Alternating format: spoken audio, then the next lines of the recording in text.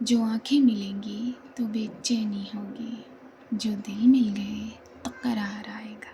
नमस्कार, आप सुन रहे हैं द गैंगस्टर सागा मोहब्बत पलों में मेरे साथ। पिछले एपिसोड में हमने जाना था अपने किरदारों के बारे में, उनकी उस निडरता के बारे में, उनके अस्तित्व के बारे में, उनकी पहचान के बारे में।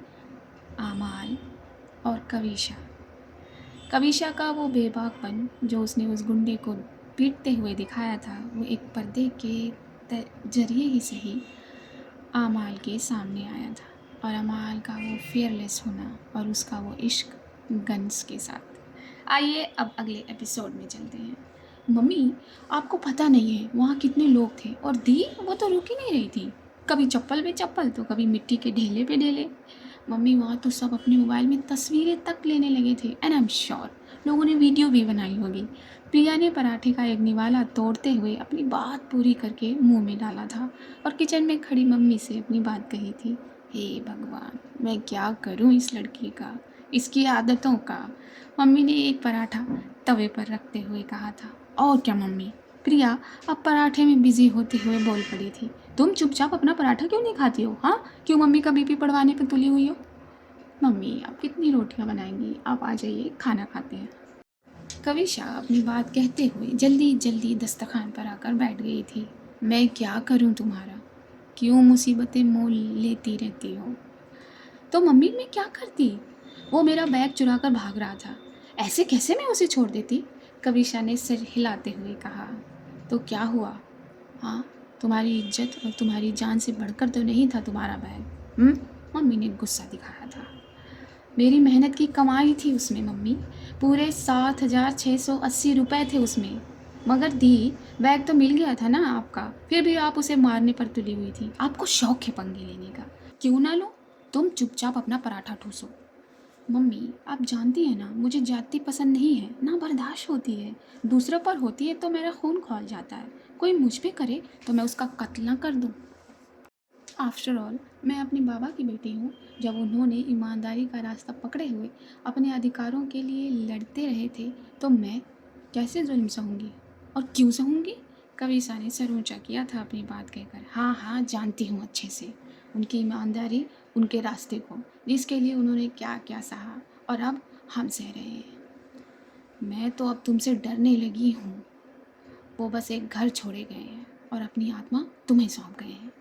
मम्मी ने एक पराठा चूल्हे से उतारकर कविशा के प्लेट में रखा था और फिर किचन की तरफ मुड़ी थी। काश काश जैसे मुझ में बाबा की आत्मा है, आप में भी आ गई होती। आपने इतना वक्त बाबा के साथ निकाला, मगर आपने उनसे कुछ नहीं सीखा। कविशा ने गर्दन झटक कर पराठे का निवाला तोड़ा था। हाँ, नहीं सीखा। टेंशन के अलावा वो कुछ भी नहीं देती थी। जाते जाते अपनी आत्मा फूंक गए हैं तुमने, और ज़्यादा टेंशन में डाल गए हैं मुझे। मम्मी ने अपनी बात पूरी करके एग को फेंटना चालू कर दिया था। हमेशा की तरह कविशा ने मम्मी की बात को दिल से लगाया ही नहीं था और वो अपने पराठे खाने में बिजी हो गई थी। एक बहुत बड़ी आलीशान हवेली थी जिसका बहुत बड़ा दरवाज़ा था। वहीं दो दरबान बड़ी बड़ी लाठियाँ लेकर दरवाजे पर ही खड़े हुए थे। उस हवेली के चारों तरफ ऊंची ऊंची दीवारें थीं। दीवार और हवेली के बीच में जो जगह थी, वहाँ बड़े बड़े पेड़ लगाए गए थे। पेड़ों के नीचे की ज़मीन पूरी हरी थी और उस ज़मीन पर गुलाब के पौधे लगाए गए थे जिनमें अभी फूल नहीं आए थे। हवेली के मुख्य दरवाजे के सामने एक बहुत बड़ा फव्वारा सजाया गया था जिसमें कई तरह की मूर्तियाँ थीं जो अलग अलग मुद्राएं बनाकर खड़ी थीं, और उनकी मुद्राओं को फॉलो करते हुए वो फव्वारे का पानी कभी ऊपर से नीचे जाता तो कभी नीचे से ऊपर, और जब पानी उन सफ़ेद मूर्तियों पर पड़ता तो वो मोतियों जैसा चमकने लगता था। हवेली की छत पर मॉम की सभा के लिए बैठक बनाई गई थी। उसमें एक झूला था जिस पर मॉम बैठा करती थी, और दूसरे ही कोने में एक बड़ी सी कुर्सी थी, वो भी मॉम का ही सिंहासन था। फूलों के पौधों को चारों तरफ उनकी बैठक में लगाकर उसे सजाया गया था। आज भी मॉम अपनी जगह बैठी थी और दो बूढ़े माँ बाप हाथ जोड़े उनके सामने बैठे हुए थे। बाप का वो सफ़ेद कुर्ते पजामा मटमैला हो गया था और सर पे बंधा वो गमछा धूल से भरा हुआ था। माँ की साड़ी न जाने कितने दिन पुरानी थी। वो दोनों मॉडर्न ज़माने के बेटे को लेकर मॉम से बात करने आए थे। कहने को ये गांव था, मगर कुछ चीज़ें थी जो शहर से बहुत बेकार थी, ख़राब थी, ये कहें कि बद से बदतर थी। उनके बेटे ने उनकी ही ज़मीन से उन्हें बेघर कर दिया था, बेदखल कर दिया था, छीन ली थी। क्यों बाबा, अब ना उसे कंधे पर उठाकर घूमेगा तू? ना बीबी जी, वो तो कहीं का नहीं छोड़ा हमको। जिस कंधा पर उसे उठा के दुनिया दिखाया करता था, वो तो उसे ही काट दिया बीबी जी। हमारे घर से हमको ही निकाल दिया। उन दोनों ने हाथ जोड़कर कहा था और रोने लगे थे। तो तू क्या चाहता है? मॉम ने पूछा। हमको हमारा घर दिलवा दीजिए बीबी जी। तू पिघल तो नहीं जाएगा ना? क्योंकि जब मेरी बेटी सबक सिखाती है ना, तो नाक और कान दोनों जगह से खून आने लगते हैं। तब तो तू नहीं आएगा हाथ जोड़े हुए कि मेरे बेटे को छोड़ दो, मेरे बेटे को छोड़ दो। नहीं आऊँगा बीबी जी। तू तो नहीं आएगा, मगर अपनी घरवाली से तो पूछ ले। मॉम ने अपने पान को गाल से लगाकर कहा था। नहीं, नहीं आएंगे बीबी जी, बिल्कुल नहीं आएंगे। उस औरत ने भी कहा। चल फिर ठीक है, कहीं ठौर ठिकाना है एक दिन का या नहीं? मॉम के पूछने पर उन दोनों ने सर झुका लिया था और मॉम समझ गई थी कि इनका कोई और ठिकाना है ही नहीं। चल कोई बात नहीं, यहीं रह ले तू छगन के साथ और अपनी जोरू से कह जाके छगन की घरवाली के साथ काम करे। बस मेरा नाम ले लेगी। धन्यवाद बीबी जी, धन्यवाद। आपकी कृपा। आप और अमाल बीबी हजारों साल जिए, हजारों साल जिए। भगवान के द्वारा चुनी गई हैं आप दोनों हम लोगन की खातिर। कितनी बड़ी दुआ दे गए थे वो बूढ़े दंपत्ति, कितनी बड़ी। जल्दी करो मॉम, बहुत तेज़ भूख लग आई है। अमाल ने अपने कुर्ते की आस्तीन को ऊपर चढ़ाते हुए कहा था और चेयर पर आकर बैठ गई थी और उदय चुपचाप उसकी सामने वाली चेयर पर बैठ गया था। मॉम के घर में बहुत सारे नौकर थे, मगर अपने बच्चों के लिए खाना वो खुद बनाया करती थी। हाँ हाँ, बस 2 मिनट दे मुझे, मॉम ने अंदर किचन से ही कहा था और ये दोनों टकटकी लगाए खाने का इंतज़ार करने लगे थे। क्या हुआ, भूख लगी है? अमाल ने उदय से पूछा। हाँ बॉस, आपको बोला तो था, तंदूरी खा लेते हैं। उदय ने कहा। बस कर बस कर, मॉम के हाथ का खा तंदूरी, और ज़्यादा तंदूरी तंदूरी मत किया कर, वरना मॉम तुझे ही किसी दिन तंदूर में डाल देंगी। अमाल ये कहते हुए मुस्कुरा दी थी। ले मेरा बेटा खा, मॉम ने रोटी को अमाल की प्लेट में डालकर कहा था और फिर उदय को देखा था। ऐसे दीदे ना फाड़, लाती हूँ तेरे लिए भी। उदय अब मुस्कुरा दिया था। मॉम ने रोटियां बनाकर इन्हें परोस दी थी, मगर अमाल ने एक निवाला भी नहीं खाया था, और उसने नहीं खाया तो उदय कैसे खा लेता। मॉम आकर बैठी और निवाला तोड़कर अमाल को खिलाया। कितनी बार कहा है तुझे, खा लिया कर, मेरा इंतज़ार ना किया कर मेरे बच्चे। ऐसे कैसे इंतज़ार न करूं आपका मॉम, ये कभी नहीं होगा, और जिस दिन ये होगा वो मेरा आखिरी दिन होगा। बस कर, इतना नहीं बोला करते, अब खा। जी मॉम। अमाल ने खाना शुरू किया और उदय ने भी। मॉम ने उसे उन काका काकी के बारे में बताया। वो तो ये उदय भी कर देगा मॉम, आप चिंता ना करो बस, अमाल ने खाना खाते हुए कहा। सच में वो बहुत भूखी थी।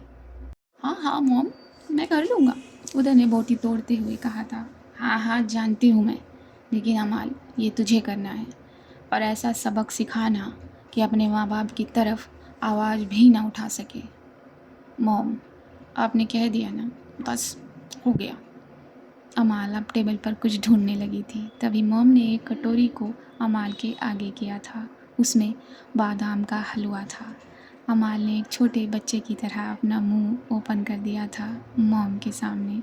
मॉम ने चम्मच में वो हलवा उठाकर अमाल को खिला दिया था। शुक्रिया मॉम। और ये सब इस खाने की टेबल पर कुछ खुशियाँ बांटते आए थे।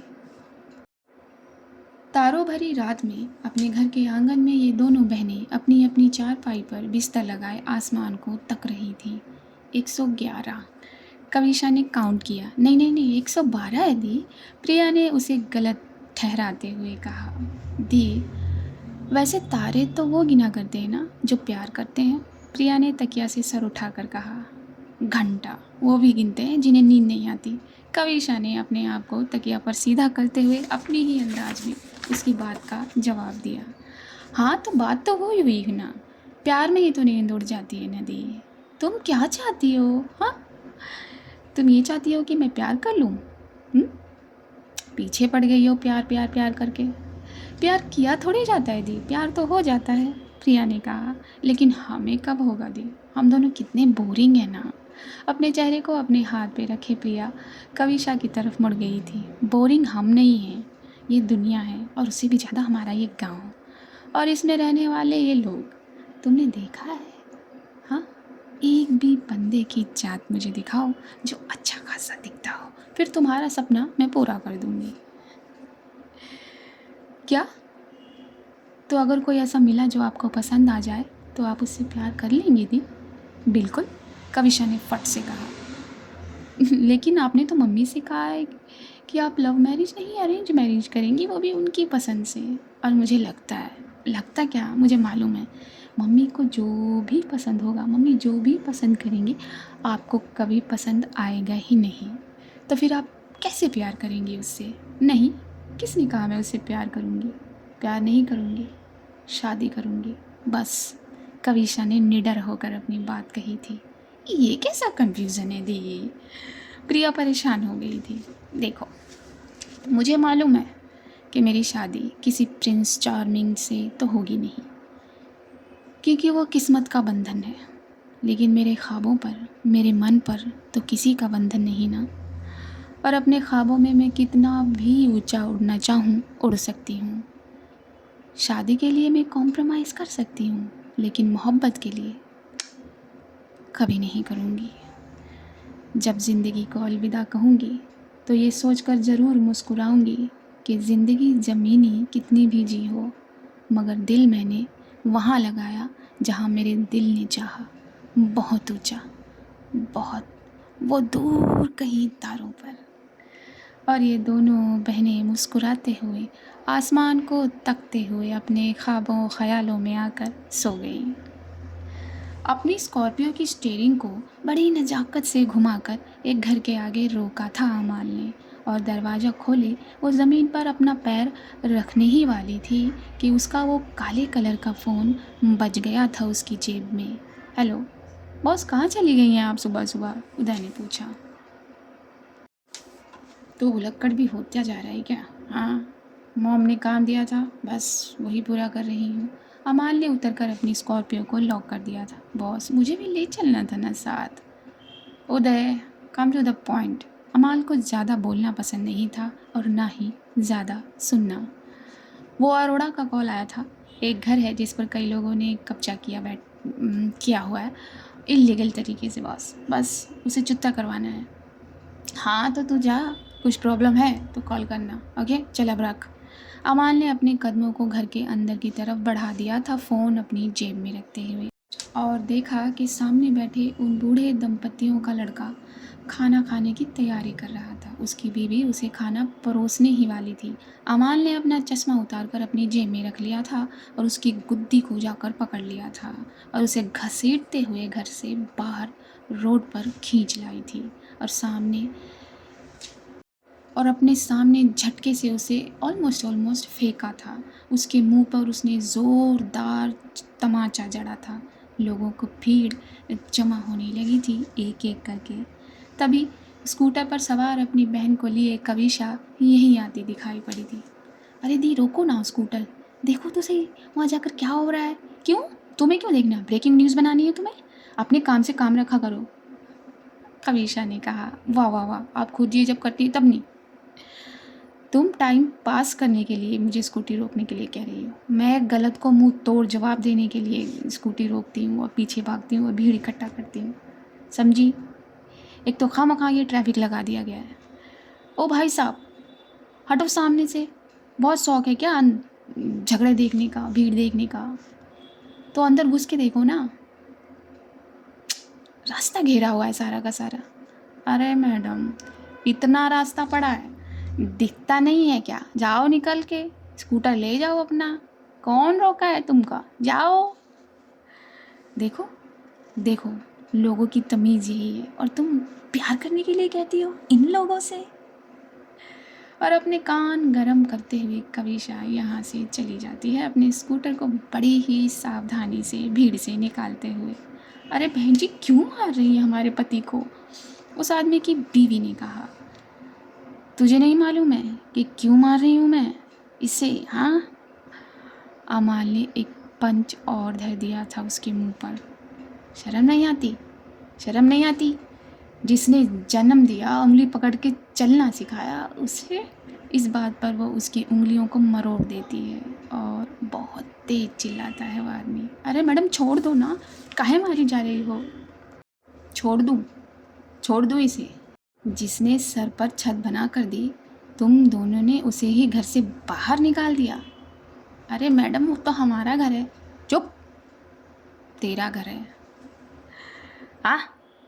इस बार आमाल ने उस औरत के गाल पर भी एक ज़ोरदार तमाचा मार दिया था और वो अपना गाल पकड़कर बैठ गई थी।